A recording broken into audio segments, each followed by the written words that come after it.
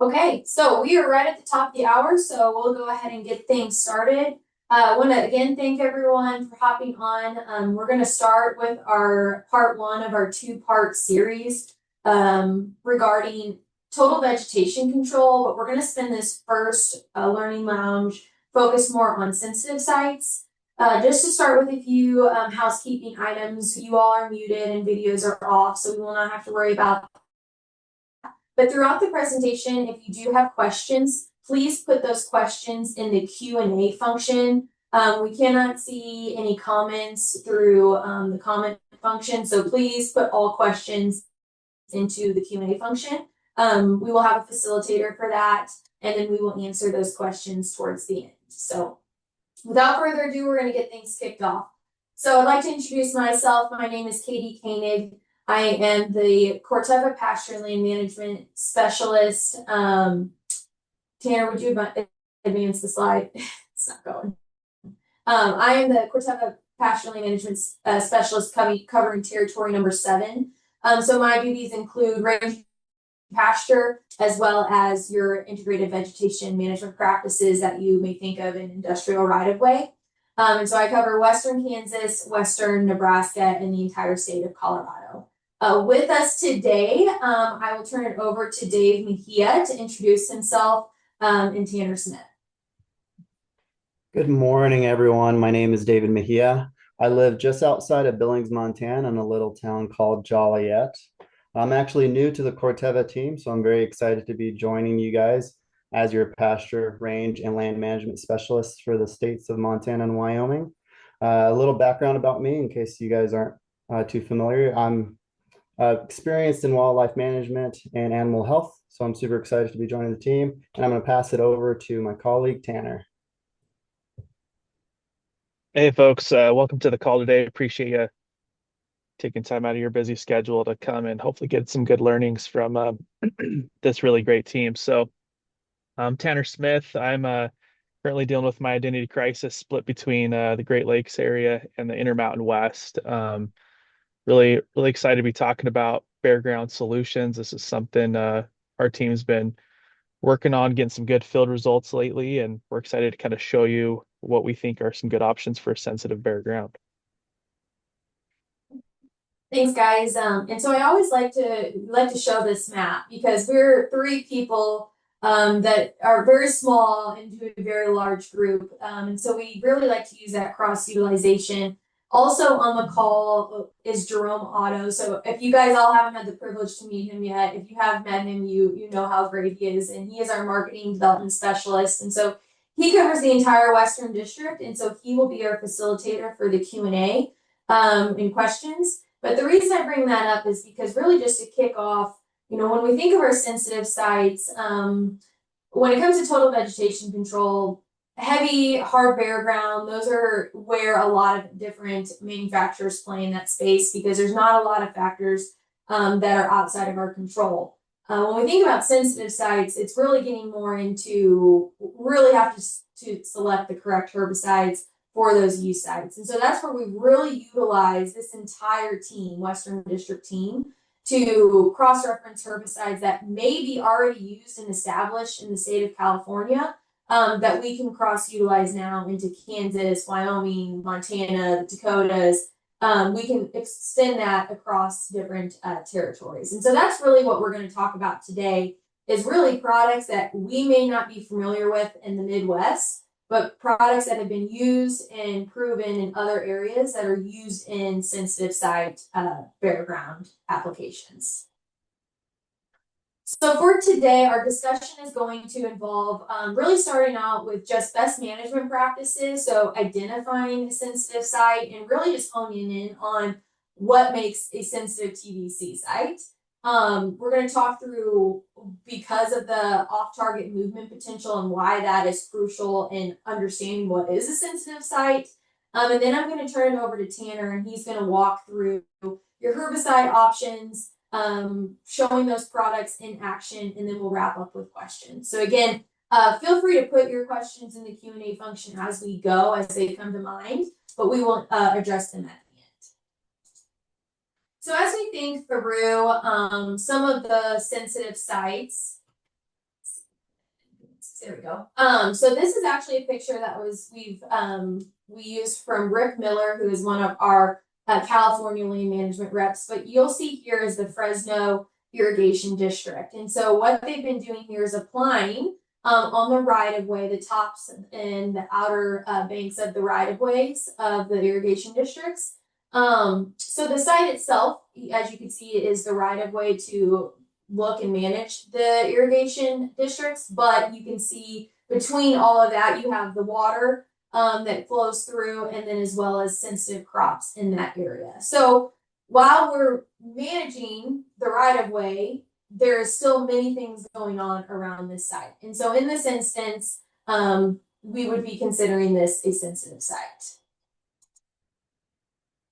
Typically, when I do give this presentation live, I would ask people, but since we're limited on that capability, I'll just talk through these. But Tanner, can you advance to the next slide, please?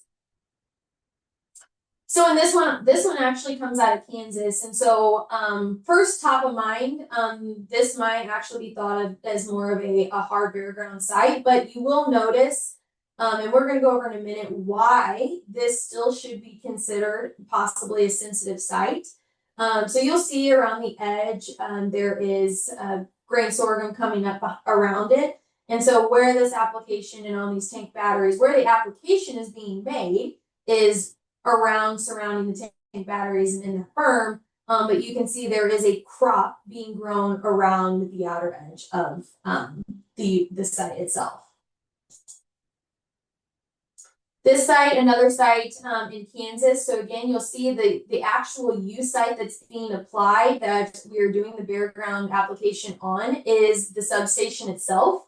But again, we look around the outer perimeter and you see some conifer species that we do not want to control or put any injury to. And so again, we're thinking, hopefully you guys are starting to get the drift here, but this actual use site itself that we are applying on is the substation, not a sensitive site. But when we look around the substation, we start to see where we may need to have precaution in our application. And so that really comes back to, what do all these sites have in common? It's a fair statement to say that we want to control 100% of the vegetation on the actual application site itself. However, we have to pay attention to what is around the site. And so that's really what comes down to defining what a sensitive site is. And so we have our treatment area. We know we want 100% control for bare ground in that treatment area, but we have to pay attention and manage what's around the area. So do we have ornamentals around or desirable crops or desirable trees and shrubs around the area? Is there water? And more importantly, is there irrigation? And then also understanding, are we in an urban development area? Are we applying in a park? Are we applying where there's high traffic flow, where there's more presence and more public perception involved? And so to me, all of these factors make up what a sensitive site is. And so the take home when we think about a sensitive site in bare ground, it's not the site itself. We know we want 100% control of the vegetation, but we have to be sure we are managing what's around and taking into consideration what's around our treatment area. And so that really gets into, if we know that the site itself, we're not too concerned, we want 100% control of vegetation, then why does it matter what's around the site? And so then it comes to the two biggest factors, which is our off-target movement potential. Now we're going to break that down because there's a primary off-target movement potential, and then we'll have a secondary off-target movement potential. And essentially what that means, when we think of a primary off-target movement, that's what's happening during application. And so when we think about the one key off-target movement during application is drift. And so when we think about bare ground and how that applies, that would be the physical movement of any of our post herbicides or any herbicide that is going through in a broadcast application like you see here in this picture. So especially when we think about a lot of our post-emergent herbicides, we're using hot mixes, ester formulations. We're using products, glyphosate, they burn hot. and they have high potential for if there was a slight breeze, it's going to affect anything that's in that area. And again, I cannot stress this enough, and we're going to talk through secondary movement in a minute, but any product, any herbicide that is going through a application or broadcast application like this can drift. It really comes into our secondary off-target movement where not all products will act the same. And so again, when we think about primary off-target movement, that is happening during the application itself. Causes for drift, controllable factors that I know that we can control is understanding our nozzles, making sure that depending on the herbicide you're using, you're following all labeled guidelines of the nozzles, whether it's size, type, orientation, and pressure.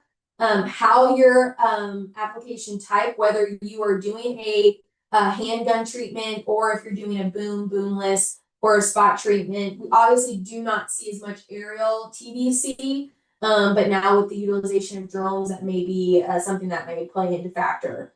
Again, release height, understanding if you're hand gunning versus whether you're doing a boom.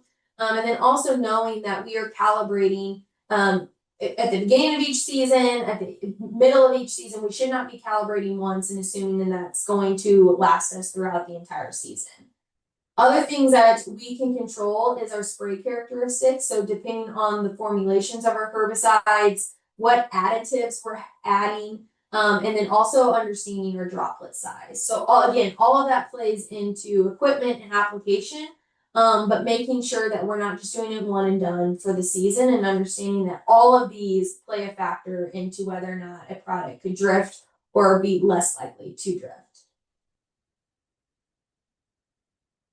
Our responsibility as applicators and good stewards is to obviously minimize that off-target drift. Some of it is uncontrollable, but one thing we know for sure is proper equipment and setup. So like I mentioned, those are our controllable factors, nozzle and pressure, proper use of equipment and attention to detail. So we may get, we're in a rush, we know we're starting in the morning, we know a wind's coming up right around noon, and we're trying to hurry. But we need to make sure we're keeping that proper pattern and we're making sure that we're applying to the areas and minimizing that off-target drift.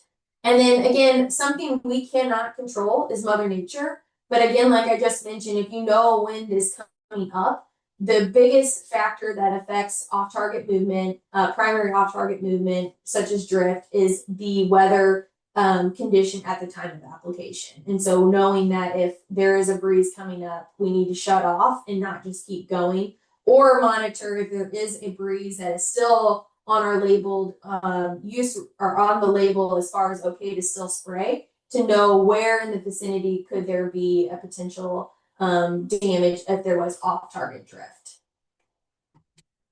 As we kind of look into that secondary off-target movement, that is what is considered after application. So while drift is probably not as big of a concern in TBC, we get into that runoff or that volatilization component. So when I think of runoff, I think that's the first thing people think about when they think of their TBC or their bare ground application, is that physical movement of herbicide off the treatment area by water after an application. So that can be done multiple ways. So we're going to talk through the KOC value of a herbicide, and then understanding even if we have a herbicide that we're using with a high KOC value, which is good, that if the ground itself moves, or if we get, a 5-inch rain overnight within an hour, if the ground moves or that gravel moves, that is the potential for runoff or off-target movement.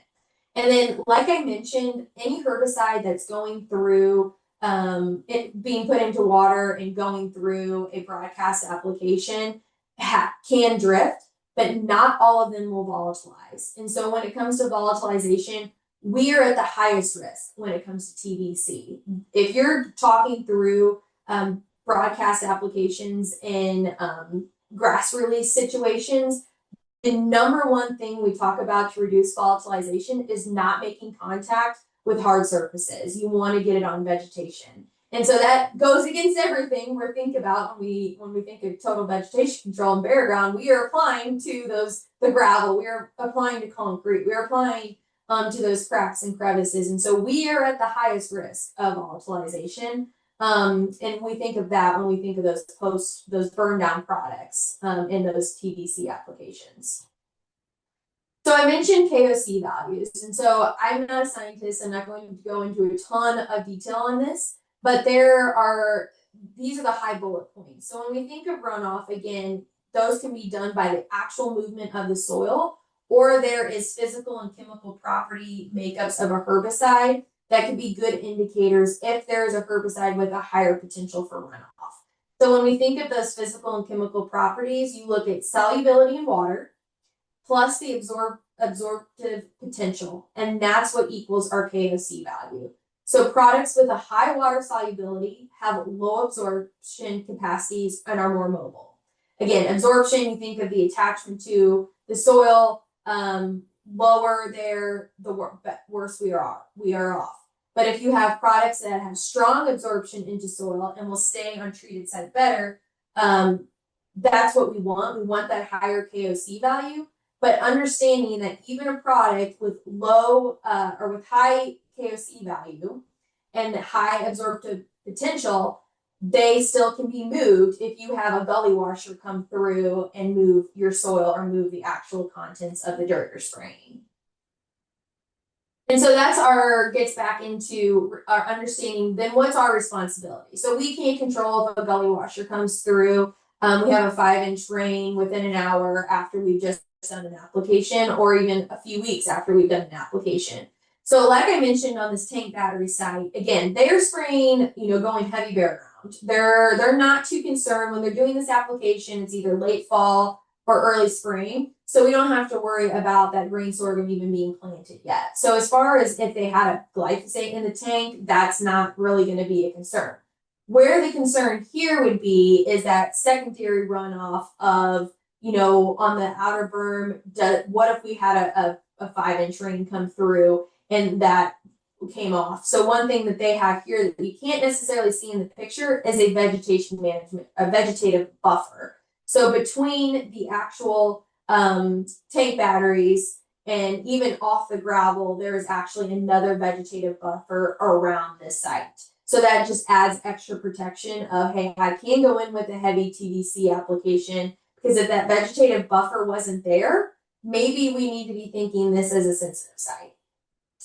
Again, no, we can't control weather, but if we can definitely look at the radar and see what's coming up.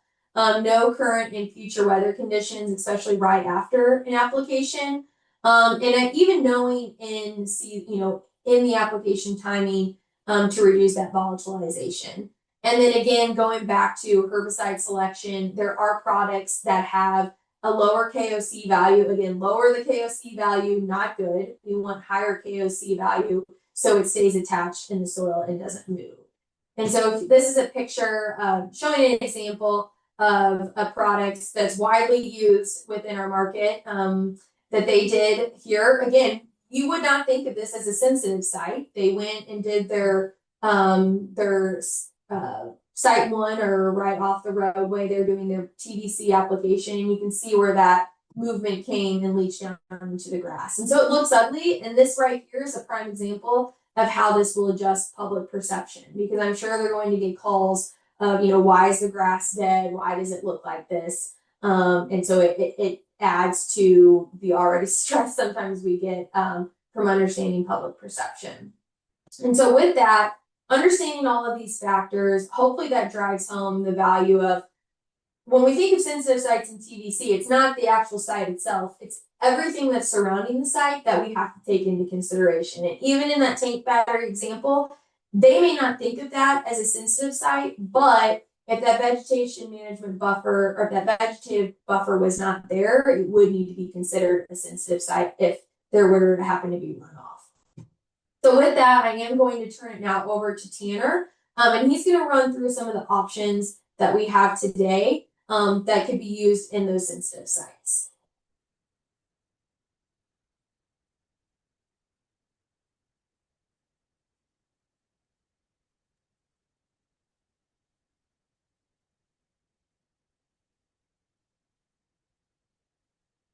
Perfect. Thank you, Katie. All right, so now that we've covered the soft target movement, let's shift over to the tools we now have available. So these herbicide options that I'm going to go through are designed really to give you more flexibility, but at the same time, we want to minimize risk around some of these sensitive sites. So uh, my question to you folks that have taken some time out to join us today is really why Corteva? As you're going through maybe the planning phase of maybe a new job or a new bid that was awarded, or even just looking at a site where maybe you've treated for a couple of years and you're just not quite reaching the goals that you originally had. So why choose Corteva moving forward? So I'm going to include uh, our products Piper EZ, Clean Tracks, Dimension, 2EW, as well as Gallery SC. We have several other products in our portfolio, but this is what I'm going to focus here on today for some of these sensitive sites. So again, Katie kind of got us queued up on what do we mean by a sensitive site. So these products that we've selected here are more targeted towards, lower volatility and soil mobility, flexible application windows, meaning we can go with, either a pre-emerge or even an early post option. I'll go through some post-emerge options as well. Looking at maybe broad ornamental safety too, when we think about some of these sites that are more kind of in urban interfaces, and then just proven field performance and what I mean by that is backed by real world trials. So that's what the nice thing about dealing with something like Corteva is we still maintain a US based research and development team, both in the lab and also in the field. You're getting knowledgeable manufacturer reps that are trying these things out, um, vetting them basically before we bring them to an applicator, so there's something you can trust. So we know that there's a choice within the marketplace, and we know that some of our competitors offer actives that do have long-term control. But the Corteva solutions I'm going to go through today deliver precision, safety, and peace of mind. All right, so first in our family of chemistries, we have Piper EZ. So this is a great option when we think about really clean bare ground.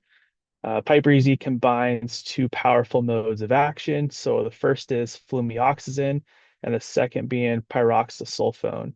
They tackle about 75 weed species pre-emerge and early post, which basically means fewer trips back to the site, right? This is ideal for roadsides, substations, railways, and really anywhere we're looking for long-lasting results. For those of you that are like me that live in more desert regions, two of our biggest invaders are either kochia or Russian thistle, and this product has really made its way to the top of the stack for being a great option for pre-emerge on both of those hard to control annuals. Next up in our family is Clean Tracks. So Clean Tracks offers control with two actives as well. So we're looking at pinoxylum and oxyfluorphin. This is great for bare ground areas and works well in area uh, early post-emergent windows as well. Applicators tend to love this product for its residual power, but also being offering some safety zones as well. So Katie showed a picture earlier within the Fresno, California irrigation district, and they're able to use Clean Tracks on top of the ditches and along those right of ways due to the sensitivity labeling. Next up in our family is Dimension. This is a trusted pre-emerge product. This has a 39-day half-life and coverage and safety coverage for over 445 ornamentals. It's a smart choice for those sensitive sites like irrigation zones or possibly near vineyards. The nice thing about Dimension is you get root zone protection without compromising your planting. So going under trees is something that Dimension does really well. Gallery is another one of those more sensitive products. It's got about 97 labeled weeds, has a little bit longer half-life than Dimension at 94 days. It's perfect for those high visibility areas like the parks or maybe even a school campus. It's easy to apply, gives you peace of mind around desired vegetation.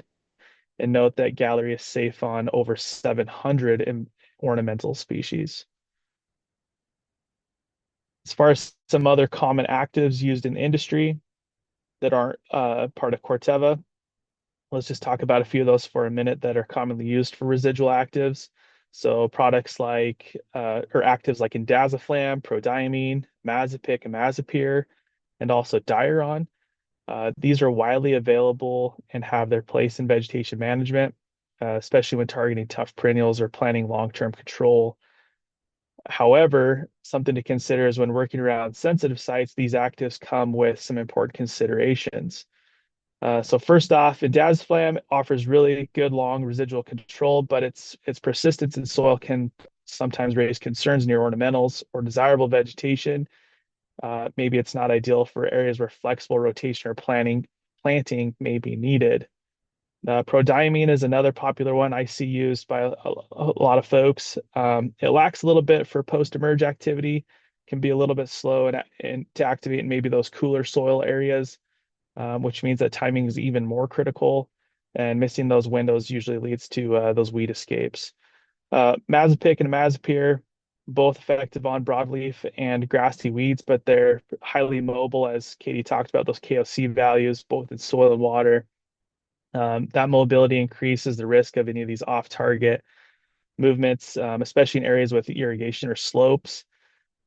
These products often require buffer zones, label restrictions that limit their use near those sensitive sites. Diuron, another really strong residual option, but if you've used this in the past, you know it has a potential to leach. And you'll notice on those labels, it's flagged for extra precautions, and not really suited for those sites near waters or ornamentals. So they still have a great place in the industry, great place in tank, but just some things to consider. As far as non-residual post-emerge options from Corteva, we like to promote Freelex. This is our low odor, low volatility 2,4-D formulation. A little bit different than your traditional like amine or ester formulations. Freelex is actually a 2,4-D choline salt. It's labeled for aquatic zones, urban edges where drift may be a concern.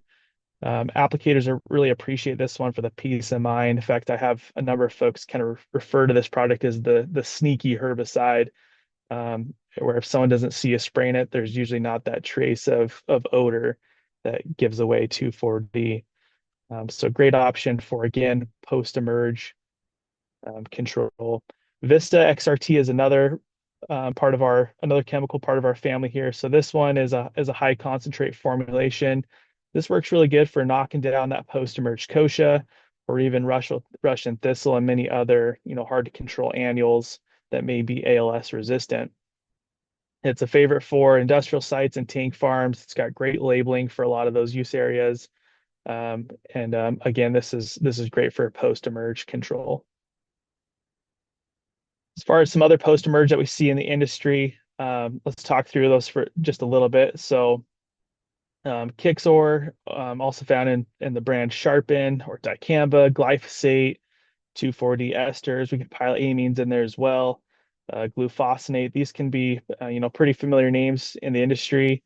They're effective in the right settings, but when we're talking specifically about sensitive sites and reducing the risk of that off-target movement, just a couple maybe limitations to consider. So for something like Kixor, that can deliver really fast burn down, but it's known for some volatility potential, which could increase drift as well, especially in any of those warmer or windier spray days.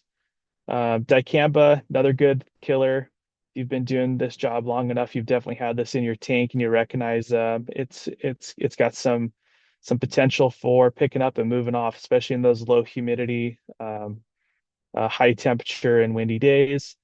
Glyphosate, great staple. It's non-selective, widely used. Certainly a great tank mix partner. If you're still using this as a standalone product, I definitely encourage you to take a look at that, both for weed resistance issues, and also just being cost effective. It doesn't offer any residual control, so that's nice for soil movement. But again, there's a lot of weeds that are now resistant to that chemistry. 2,4-D ester amine, super effective at burn down as well, but they are prone to volatilization. And that's where we like to recommend for these sensitive sites, a 2,4-D choline, also known as Freelex. Glufosinate gives you that quick knockdown, but it's a contact herbicide only with limited systemic activity.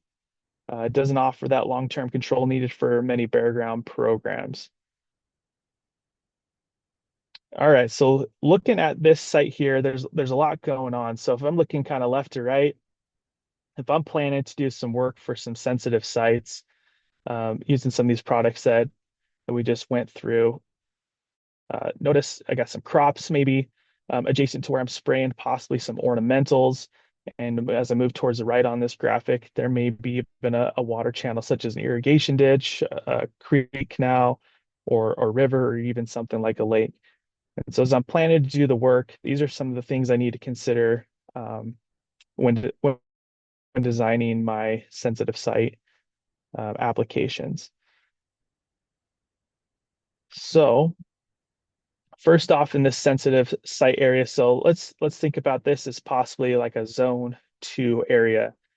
And I want to keep the grass, but I want to control the noxious weeds in this right away. So Freelex and High Noon could be great options for this area again when we're thinking grass safety.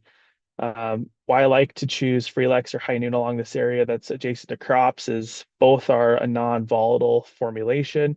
So as long as I am being a good steward and watching my wind direction, which is reducing my drift risk, I know that if I apply that product down today, that it's going to stay put on that landscape and further risk of any type of volatility. Now, if I think of more of that zone 1 fire strip, this is where I like to run combinations for both grass and broadleaf control and have a really long residual so that I'm only having to come out once. And that's where High Noon with the addition of Piper Easy comes to mind for pre-emerge. And then if I'm in any type of timing where I've started to have some of that early post, moving into maybe some heavier post-emerged weeds, I add that glyphosate for a little bit of extra burn down and run that 3-product, 5-active herbicide program. Now I get over to this side of the road where, I've got these ornamental trees. This could be, maybe some green belt space. I've got some, very expensive ornamentals planted in this area. I don't want to be using something like High Noon or Piper. That's where the dimension and gallery combination really excel. Remember, these are labeled for over 400 ornamentals that you can apply over the type with these. So this is kind of that go anywhere program. And then I'm looking on these right of ways that are adjacent to these waterways. I want to be on the top or on more that back slope. I cannot be in the ditch, but that's where dimension and gallery either work or dimension and clean tracks can work. And sometimes if this is a non-irrigation area, I could also use High Noon in this instance because there's labeling to spray up to water's edge with High Noon. And so it just kind of depends on the situation there. Here are some great pictures I'm going to go through of some of these programs. So again, Katie showed this picture towards the beginning of our conversation here today. This is dimension and gallery and some glyphosate for that post control applied up the edges of these ditches. Let me preface that with on the tops of the ditches is where that labeling is moving away from the water. And notice that there's plenty of sensitive crops in that area. So this is a trusted program for those areas. Here's an example of running our clean tracks and dimension herbicides in combination in a fall program. And this picture is taken in the summer months, and you can see really great weed control for multiple weeks along those edges. And this is an irrigation ditch in service. So we're staying on top of that irrigation ditch, again, moving away from the water. So here I have a picture of what a lot of folks in California refer to the Disneyland mix because Disneyland has been actually using this combination for multiple decades now. If any of you have taken small kids or been yourself to Disneyland, you'll recognize that they have quite a spectacular spread of ornamentals in their park. And this is why using something like Gallery and Dimension is highly favorable maximum safety to the desirables, but also limiting the need for hand pulling any type of weeds. This mix also works really good on where you think like maybe green belt areas or some of that more urban interface that's master planned. And then here's a great example. Again, this is in Kansas. Katie showed earlier, but this is a 20-ounce rate of Piper EZ paired with prodiamine and glyphosate for some post control. This was treated in April. This picture is taken in a summer month, July. Great control here. Note the proximity of trees on that back fence and also the fine turf here on the front fence, and planning for the maximum safety of reducing the risk of off target. Okay.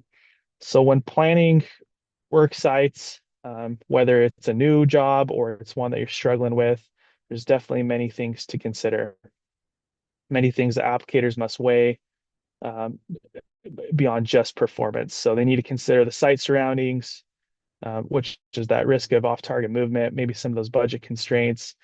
So take, for instance, some of these options by cost comparison.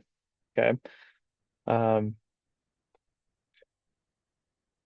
and this would be a good time for you folks to navigate over to your Q&A section. Let us know what are some of those factors that you're considering as you're planning to do a sensitive site bare ground application. So for me, it makes a lot of sense of planning, if I got a budget, especially if it's bid work, where can I work? Well, if I'm over here on the far right side, $200 plus per acre, I may have the flexibility of using something like a gallery and dimension and combination.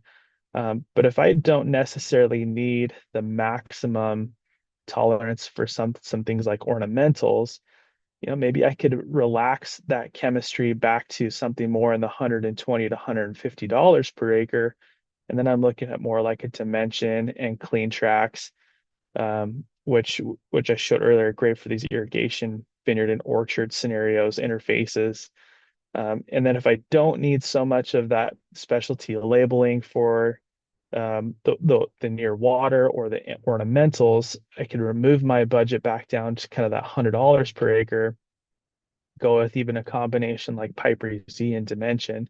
And a lot of these mixes are highly interchangeable. They mix well with each other. Um, they're up to the applicator's choice and their modularity. There's definitely multiple solutions that balance safety and effectiveness, but also maintaining that value. Okay. So yeah, hit up that Q&A section. Let us know what factors you're considering when planning for an application like this. The next thing beyond budget for me is thinking about, investing in that right mix. And sometimes that means, am I actually budgeting for fewer callbacks? So if I was to spend, say, in this scenario, the $200 plus an acre on a one-time application, is it actually the cheaper option than returning, 4 times to spray glufosinate, glyphosate, and dicamba, which is still something I see pretty common in the industry is a lot of that coming back. And that's really expensive. Showing up on the site sometimes is the highest cost, and getting logistics covered there. So again, ask yourself what would I need for that program? This is what I want to hear in that Q&A section. So do I need a burn down post-emergent herbicide? So if I'm getting a little bit late into the spring, it's got some more germination going on than maybe I previously expected, have I planned to put something like glyphosate? I know that my high noon and Piper together are going to be really strong pre-emerge. But if I've got some post-emerge plants, I need to have a plan for that as well, or else that's going to look like a failed application a few weeks after I've left the site.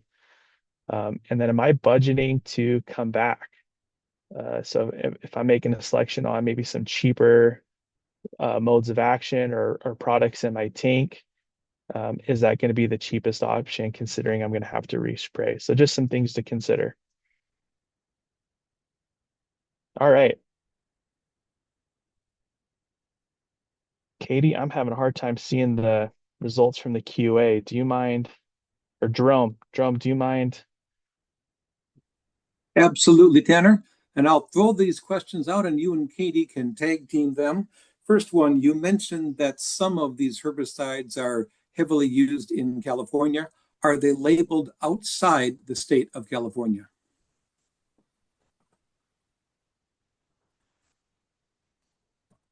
Thanks, Jerome. Yeah, folks, if you're not familiar with CDMS at this point, that's a great resource. There's others out there to look at labels and see what states they're actually labeled in. A lot of these products we showed that had pictures from California, they are labeled outside of California, and you can use them in many states across the US. Perfect. Thank you, Tanner. Next one for both of you. If I'm new to sensitive site application, where do I go? What resources does Corteva have for me to do additional investigating as to what I would want to use?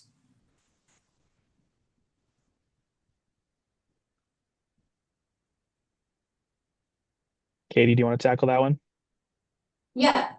So actually, I guess a great question as we have our QR code here on the screen. So that would be, I guess, the first resource I would recommend is our vegetationeducation.com. And so if you scan this QR code, that will take you to a free online platform that Corteva has created that goes through a lot of just best management practices for herbicide applications as a whole. But there is a good portion on there about reducing that risk for off-target movement. So if you liked a lot of those slides that were talking through primary off-target movement versus secondary, I actually pull a lot of that directly from that content or that module. I do believe there's also one, and if we don't have one, maybe that's seen as something we could add that goes over total vegetation control. Another great resource is just reaching out to your local rep. So obviously we've got Dave, Tanner, and myself. But you saw our map. There's many TMs across the entire U.S. And so we have other ways of pulling information together. Secondly, would just be a good reach out to your local territory manager and work with them through these different sites. And one last comment I will add, take a look at the website that is highlighted in the lower right-hand of your screen, vegetationmgmt.com. That is a great portal for a vast amount of information. So I always recommend that folks highlight that as well. Next question for the two of you. Is there a preferred time for TVC applications, fall versus spring? Benefits of one or the other? Yeah, great question. And you'll probably get two different answers from Katie and I, just given the different geographies that both of us live in. So for me, first off, I cover kind of the Great Lakes region. You can pretty well count on about 16 inches of rain annually during a growing season, which is great for growing crops, but sometimes not the greatest for washing away some bare ground mixes. So when I'm thinking of areas, at least in the north and towards those Great Lakes, I prefer to be out pretty early. So just as soon as the site is clear of snow in the spring, and I can turn a wheel without leaving some big ruts. That's usually when I want to be out in the spring, getting those good pre-emerge down.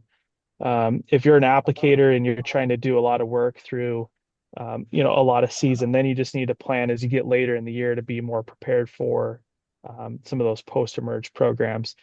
Fall is still a great time in like that northern area, the Great Lakes area. But I wouldn't see them as terribly different from spring and fall in that area. Contrast that with where I'm at now, like in the Great Basin Desert fringe areas where, average rainfall a year might be 7 to 10 inches, depending on where you're at. And you're also going to see elevations ranging from, 2,000 feet above sea level to even 12,000 feet above sea level. In that instance, fall has always proven for a pre-emerge program to be better. You're just going to have a much higher confidence of being in front of the moisture, so that moisture can at least incorporate those residual herbicides into the soil column, where a lot of those annual weeds are going to be germinating coming the next spring following any type of snow melt event. So kind of a really long-winded answer for a short question of it really depends. But if you're thinking pre-emerge, fall is always a good thing to think first, and then go with spring. Katie, I'm sure you got something else to say for those folks that are kind of more in the Central Plains. No, I'll echo, most of the comments you made. Again, it really comes down to what do you have time for? I mean, ideally, everyone would love to all get it out in the fall, but that's just not possible, especially here in Kansas. We got to find a day when the wind's not blowing. But I will say that so this is our part one, but on our part two series here that goes through more heavy bare ground, we are going to go in more detail.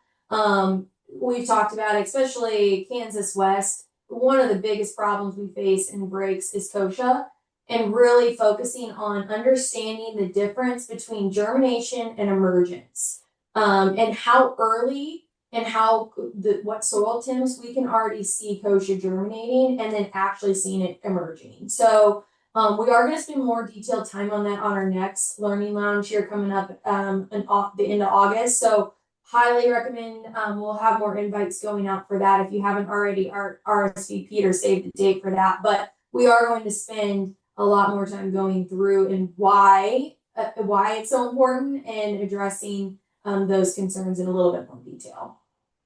Yeah, for any folks that are on the call that have kind of more of an agriculture based experience, I mean, think about when you're planning maybe to seed your crop or put down any type of input or even plan harvest. You usually have an agronomist that's kind of walking with you on that. And in this industry, just don't see that as much from a consulting standpoint. And I just want to offer you here today, reach out to Katie, myself, David, who's on the phone calls. You saw that map earlier. We have experts basically in every corner of the U.S. We'd be more than happy to specifically look at your program, the customers you're working with, what their sites look like, and help you develop an actual plan that's season long approach. So instead of just saying, hey, you got to get everything done in the fall or the spring, it's more of, hey, start here and finish there, and there's going to be adjustments along the way, but really prepare you for success. So that's our call to action for you guys: is reach out to us, let us help you be successful on your applications. Perfect. Another question that just came in: what are your thoughts for heavier rainfall areas? In the last 120 days, we've had 18 to 35 inches and over 50 inches over the last year. So any thoughts on really high rainfall areas?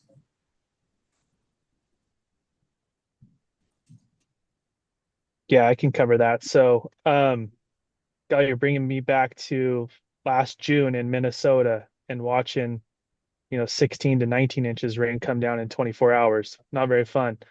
So, love that you're getting rain, because now I'm in a desert and we're begging for it, but I know where you're at. So, going back to Katie's point, we can select the best chemistry, we can make the best application, but if there is physical movement of that site due to big gully washers, uh, short of building a wall, there's not a lot we're going to be able to prepare for in terms of that pre-emerge program. That's just the unfortunate animal of Mother Nature. If the chemical we're putting down doesn't stay there, there's nothing that can be done. So usually the best scenario there is hopefully the products that we've planned for those sensitive sites. So if there is some type of runoff, we've got the least amount of risk possible.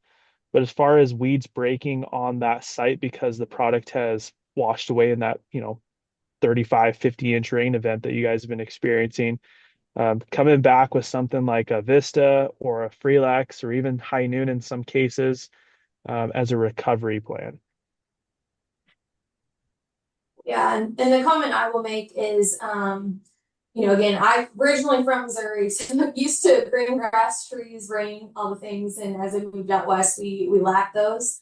But one thing I see a lot of, and particularly to sensitive sites, as we talk through that, we are limited on our options. We did talk through Dimension Gallery, who do offer a good half-life, but those, I hate giving a steady half-life date because there's so many variables. I mean, we know herbicides break down by the microbes in the soil through moisture and sunlight. So you just mentioned you have a lot of moisture. The herbicides naturally are going to break down more. That isn't a failure on the herbicide that you're using. It's just the nature of the beast. And so these are a tool. I mean, think back, if we didn't have chemicals, how would you keep something bare? You'd be mowing it probably every day to keep it down. So I wouldn't say that, a herbicide failed because you're seeing those higher rainfalls, especially above average 50 plus inches a year. We just have to understand that these chemicals, again, especially in sensitive sites, we could try and go out with something that has a, long half-life, 100 plus day half-life, but then it also wouldn't be considered safe under trees or around desirable species as well. So just understanding, again, some things we can't control, and there's just some things that we have to manage. Perfect.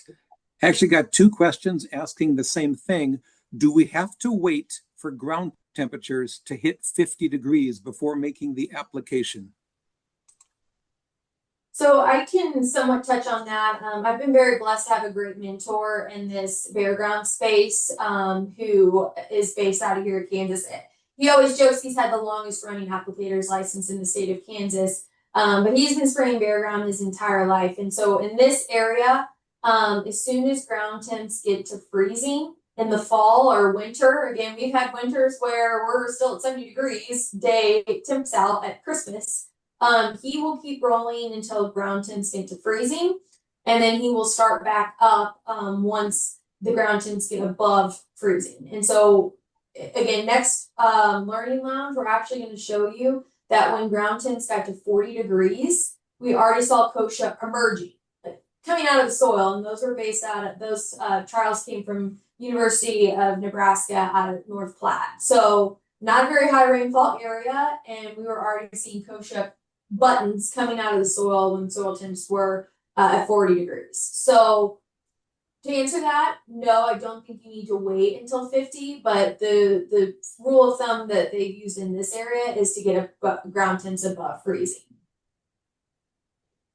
Yeah, I'll echo that as well, Katie. So for areas specific to like Minnesota, usually as soon as that snow comes off and I'm starting to see that ground temp come above, 34, 35 degrees, that's going to increase my confidence of a pre-emerge program. If I wait until 50 degrees, I think in most cases, if you're going to have a long season of applications, you're going to see a lot of failures if you wait that long. It's more practical to be in front of 50 degrees than waiting for it. Perfect. Thank you. Next question. And by the way, Katie, stop me because the questions are popping in. So if we're running up against time, let me know. Next question. We deal with pigweeds on an annual basis. Is there a good mix you can suggest for pigweeds? So one that's worked well here. So Piper Easy does very well on pigweeds. And so again, I don't know, depending on your site, where you're at, but a heavy bare grounds use rate here would be our 2x rate of high noon, which is 40 ounces to the acre. And then we combo that with 20 ounces of Piper Easy. And we've not had any pigweed breakthroughs or any issues there. And that is, again, assuming pre-emergent. So and again, we have to understand that there's germination in the soil, and then there's actual emergence. So if the seed is germinated, we are somewhat behind the 8 ball. It may not be up, but it may be germinated in the soil. And so again, understanding that. But again, we're talking pre-germination, nothing's up, and we're getting control. Yeah, I can echo that as well. And I think what's really important is to break down that mix Katie suggested was Piper Easy and High Noon. If any of you folks on the call are familiar with Milestone, the active being aminopyrrolate, that's the big pre-emerge driver that's in High Noon. We have a dry formulation of that as well called TerraView that's in kind of the broader US. But we have bare ground labeling now on High Noon, and as well as TerraView to allow us to put down essentially 14 ounces of Milestone. So that's a really heavy residual power, and that's where we've seen a lot of the strength in these pigweed species. Again, back to the conversation about the temperature. So if we let the temperature get up to 50 and we already have germination of those annual species like pigweed, we're going to miss those. We need to be in front of the pigweed germination to get the best success. So just something to consider there. Jerome, I can see now on the Q&A that there's another question about ground temps. If they Yes. freeze and then dip down, or if they get above freezing and then come back. And that's fine. And that's really why fall works really well too, because you're basically going out before it freezes. You let the soil freeze, you've got the product into the soil. And then as you have those germination events in spring, you already have the security of the product on the ground. So I'm not too worried about the change in soil freezing it and unfreezing. More my worry would be is if that freeze and thaw cycle is accompanied with a lot of moisture movement and potentially soil movement. That's going to be more my concern. But as far as weed control performance, I'm not going to be super worried about the freeze and thaw cycle. Perfect. That was all the questions. So Katie, Tanner, I'll toss it back to you. Great, Tanner, I'll let you wrap it up here. Perfect. Well, thanks folks for joining us. Katie mentioned that here in a couple weeks, we're going to be talking more about hard TVC sites. So kind of more of your traditional areas that we don't have to have such selective chemistry. So look for that. If you haven't already registered, join us again in a couple weeks, and then we will have a break for a couple months from learning lounges, and then we'll plan to host another session in November talking about why herbicides sometimes fail. So a lot of questions today are probably attributed to you've tried something, it didn't work, and you want to troubleshoot why that is. Jerome's actually going to lead that one and be sharing 35 plus years experience about walking a lot of issues of herbicides failing and what could have been possibly done differently, but also evaluating the risk of controlled variables versus uncontrolled variables. So folks, we can't thank you enough. We know there's a choice in the marketplace. We thank you for choosing Corteva, an American-based manufacturer. We hope to see you soon out in the field. Please call us, email us, let us know how we can best support your business. And above all, stay safe this summer. And we'll wrap it up there. Thank you.